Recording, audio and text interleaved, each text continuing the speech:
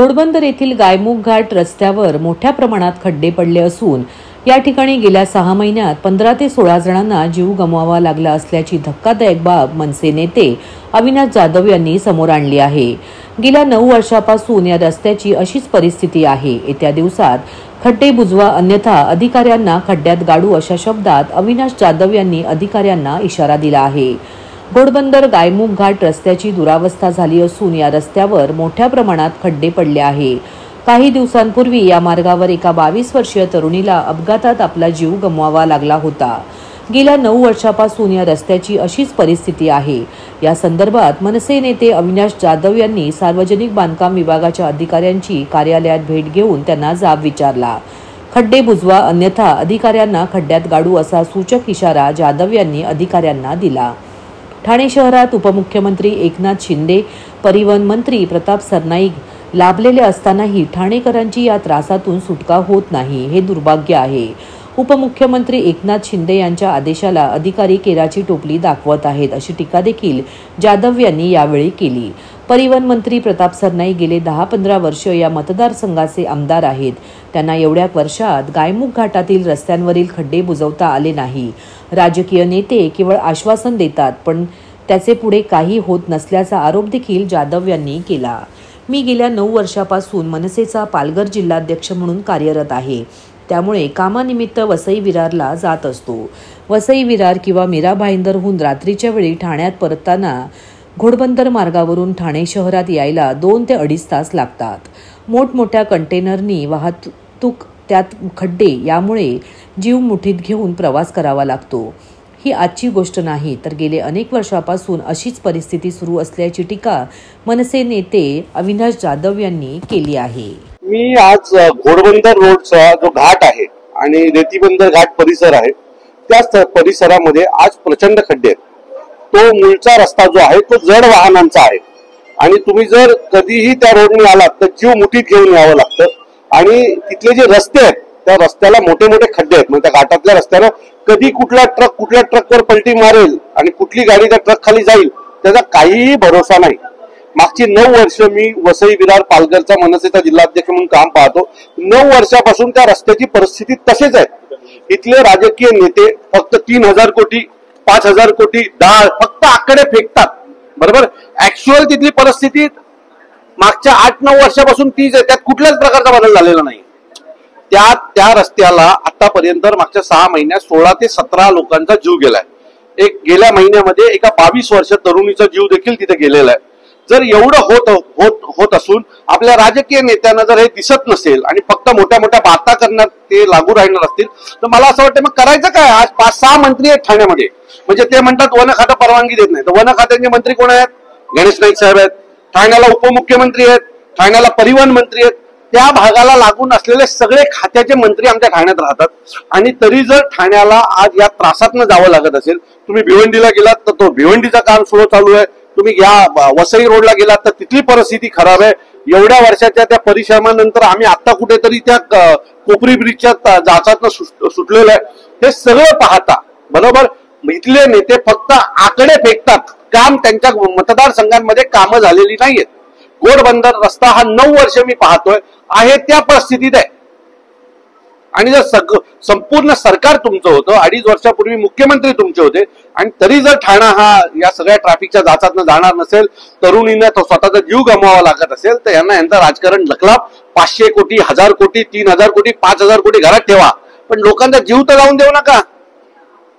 आणि त्याच्यासाठी आज आम्ही इथे सार्वजनिक बांधकाम खात्यात आलेलो आहे। सार्वजनिक बांधकाम खात्यात आल्याच्या नंतर आम्हाला कळलं की हे मीरा भाईंदर पाहणार, रस्त्याच्या या बाजूचं काम ठाणे महानगरपालिका करणार, ब्रिज MSRDC पाहणार, सर्व्हिस रोड MMIDA पाहणार। अरे चला, एकाला बाप किती, एका रस्त्याला बाप किती हेच कळत नाहीये।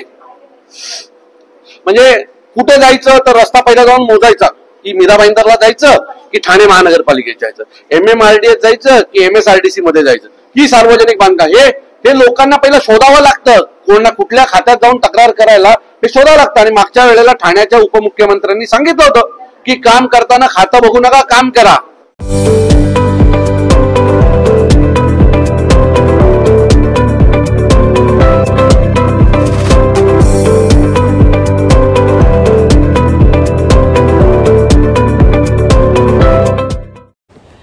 कृषी मंत्री माणिकराव कोकाटे यांचा मोबाईलवर पत्ते खेळतानाचा एक व्हिडिओ व्हायरल झाला आहे. यावरून राज्यात संताप व्यक्त होऊ लागला असून यातूनच अखिल भारतीय छावा संघटनेच्या पदाधिकाऱ्यांनी तटकरे यांना माणिकराव कोकाटे यांच्या विरोधातील निवेदन देताना पत्ते फेकले. यामुळे राष्ट्रवादीच्या पदाधिकाऱ्यांनी छावा संघटनेच्या पदाधिकाऱ्यांना शिवीगाळ करत बेदम मारहाण केली. यावर आता राष्ट्रवादीचे नेते जितेंद्र आव्हाड यांनी प्रतिक्रिया व्यक्त करत सत्तेचा इतका माज बरा नव्हे अशी टीका सरकारवर केली आहे. हा विधिमंडळाच्या सभागृहातील व्हिडिओ असल्याचा दावा केला जात असून त्यावरून कोकाटे यांच्यावर टीकेचा भडीमार होऊ लागला आहे. यावरूनच राज्यात संताप व्यक्त होऊ लागला असून यातूनच रविवारी अखिल भारतीय छावा संघटनेचे प्रदेशाध्यक्ष विजयकुमार घाटगे पाटील हे राष्ट्रवादीचे प्रदेशाध्यक्ष सुनील तटकरे यांना निवेदन देण्यासाठी गेले होते. राष्ट्रवादीचे प्रदेशाध्यक्ष सुनील तटकरे लातूर दौऱ्यावर होते. त्यावेळी त्यांना अखिल भारतीय छावा संघटनेचे प्रदेशाध्यक्ष विजयकुमार यांनी त्यांना निवेदन देताना पत्ते फेकले. सभागृहात गेम खेळणाऱ्या कृषी मंत्र्यांना पदावर राहण्याचा अधिकार नाही याबाबत निवेदन त्यांनी दिले. गेम खेळायचा असेल तर घरी खेळा असे सांगत जोरदार घोषणाबाजी केली. या प्रकारानंतर राष्ट्रवादीच्या कार्यकर्त्यांनी त्यांना बेदम मारहाण केली. या मारहाणीच्या घटनेनंतर राष्ट्रवादी काँग्रेस पक्षावर आणि मारहाण करणारे राष्ट्रवादीचे युवक प्रदेशाध्यक्ष सूरज चव्हाण यांच्यावर टीका होत आहे. ही टीका पाहून चव्हाण यांनी प्रसारमाध्यमांसमोर येत दिलगिरी व्यक्त केली. असे असले तरी या मारहाण प्रकरणाबाबत आता सर्वत्र प्रतिक्रिया उमटत आहे. यावर आता राष्ट्रवादीचे नेते जितेंद्र आव्हाड यांनी प्रतिक्रिया व्यक्त करत सत्तेचा इतका माज बरा नव्हे अशी टीका सरकारवर केली आहे. ते बुद्धिबळ खेळ होते, ते तर मी नव्हती खेळ, ते बुद्धिबळ खेळ. फक्त बुद्धिबळाच्या जागी ते हत्ती, घोडा, वजीर वगैरे दिसतात त्याच्यावरती चौकट, किल्ल्यावर काय ते स्पीकचा काहीतरी असं काहीतरी दिसत होतं. कदाचित आमचा नजर दोष होता, महाराष्ट्राचा नजर दोष आहे. ते बुद्धिबळच खेळ. राज्यपालकडे जाऊन मी माझ्या राजीनामा देईन मी सांगितलं ना, बुद्धिबळ खेळत होते ते. आणि राजीनामा राज्यपालांकडे द्यायचा नसतो, मुख्यमंत्र्यांकडे. मुख्यमंत्री ठरवतात काय. त्यांचं म्हणणं की सर्व विरोधकांनी जे आरोप केले त्यांच्यावरती ऑनलाईन चेक करा, सर्व चेक करा, मी तयार आहे. माझ्या कुठेतरी कुठे प्रॉब्लेम सांगितलं ना, आम्ही मूर्ख आहोत, आम्हाला अक्कल नाही. ते बुद्धिबळ खेळत होते. ते पत्ते दिसतच नव्हते त्या किलोवर इस्पीक, बदाम काय दिसत नव्हतं. ते खरं ते राजा, घोडा, हत्ती, उंट वगैरे होते. आणि ते बुद्धिबळाचा पट मानून बसले होते. आम्ही मूर्ख आहोत, आम्हाला ते चुकून असं वाटलं की जुगारच खेळतो, रमणीच खेळ. कोकणाच्या बाजूला अनेक सत्ताधारी पक्षातले नेते बसले होते. त्यांच्यापैकी नेत्याने हा व्हिडिओ काढला आणि तो राष्ट्रवादी पक्षाला दिला असा देखील संशय व्यक्त केला. व्हिडिओ आला ना, मग तो कोणी दिला, काय दिला, खून केला ना. मग खून कसा झाला, कोणी केला, काय झालं, मेला मरणारा मेला. मग मग कोणी केला, मग त्याने कोणी बघितला, काय अर्थ. टकले नावाचा जो काय आरोपी होता मारहाणीमधला, त्याची मिरवणूक काढण्यात त्याला राष्ट्रपती पदक मिळालं पाहिजे. महाराष्ट्राचं लोकशाहीचं मंदिर म्हणजे महाराष्ट्राची विधानसभा. त्या विधानसभात 5 गुंड येतात, त्याच्यातले एक आरोपी हा टकले सराईत गुंड 300 अनेक गुन्ह्यांचा आरोपी. तो येतो, सगळी शिस्तभंग सगळं तोडतो, 5 जण घेतो, 5 जण आतमध्ये जाऊन एकाला मारतात. मग 5 जणातले 4 जण पळून जातात. 4 जण आरोपी होतच नाहीत, एकाला पकडतात. तो टकले स्वातंत्र्य सैनिक. महाराष्ट्राच्या इज्जतीला बट्टा लावणारा हा माणूस. सत्कार करा त्याचा.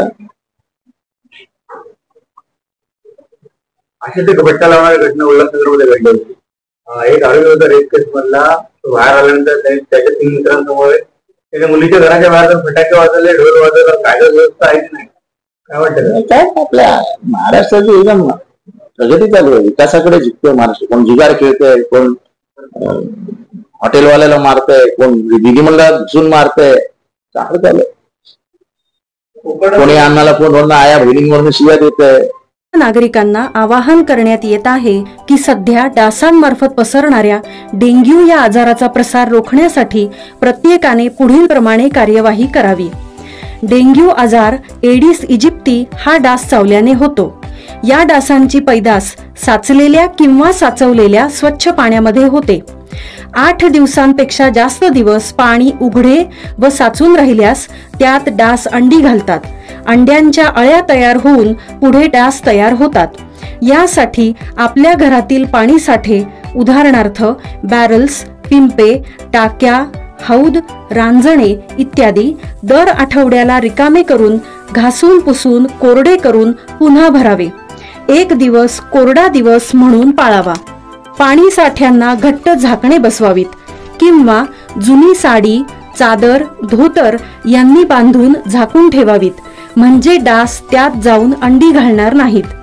घराच्या गच्चीवर, आजूबाजूला, अंगणात कोठेही पाणी साचू देऊ नये.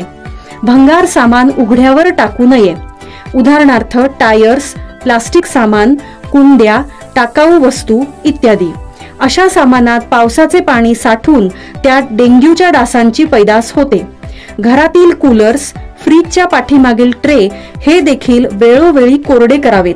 लक्षात ठेवा, नुसत्या फवारणीने डास घनता कमी होत नाही, तर त्यासाठी डास पैदास ठिकाणे नष्ट करणे ही आपल्या सर्वांची जबाबदारी आहे. कोणताही ताप अंगावर न काढता जवळच्या शासकीय रुग्णालयात मोफत औषधोपचार घ्या. अशा प्रकारे नागरिकांनी सहकार्य केल्यास डेंग्यूचा प्रसार रोखणे सहज शक्य आहे. सालाबाद प्रमाणे यावर्षीही गोकुळनगर ठाणे येथील जागृत देवस्थान जरीमरी आईचा पालखी यात्रा सोहळा रविवारी 20 जुलै रोजी आयोजित करण्यात आला होता. जरीमरी देवीचे हे पुरातन मंदिर आहे. जरीमरी सेवा मंडळ गोकुळनगर ठाणे यांच्या वतीने आलेल्या सर्व देवी भक्तांना सुरळीत दर्शन व्हावे यासाठी विशेष लक्ष देण्यात येत होते. जरीमरी देवीचे हे मंदिर फार जुने असून जागृत देवस्थान आहे. नवसाला पावणारी व भक्तांच्या हाकेला धावणारी अशी देवीची ख्याती आहे. म्हणूनच लांबून लांबून भाविक भक्त देवीच्या दर्शनाला व केलेला नवस फेडण्यासाठी नेहमीच येत असतात. जरीमरी आईचा पालखी यात्रा सोहळा यावर्षीही आनंदात व जल्लोषपूर्ण वातावरणात संपन्न झाला. गोकुळनगर येथील मंदिरातून निघालेली पालखी कोलबाड, कॅसल मिल, आझादनगर मधून व आजूबाजूच्या परिसरात देवीची पालखी मिरवणूक गाजत वाजत ढोल ताशांच्या गजरात आनंदात व उत्साहात फुलं व गुलाल उधळून निघाली. सदर उत्सवाविषयी जरीमरी सेवा मंडळाचे अध्यक्ष यांनी अधिक माहिती बोलताना दिली. तर देवीचा हा उत्सव शिस्तबद्ध व धार्मिक वातावरणात साजरा होण्यासाठी मेहनत घेणाऱ्या जरीमरी सेवा मंडळाचे सर्व पदाधिकारी व सर्व पक्षीय नेते, कार्यकर्ते, बंधू भगिनींचे जरीमरी सेवा मंडळाच्या अध्यक्षांच्या वतीने आभार मानले.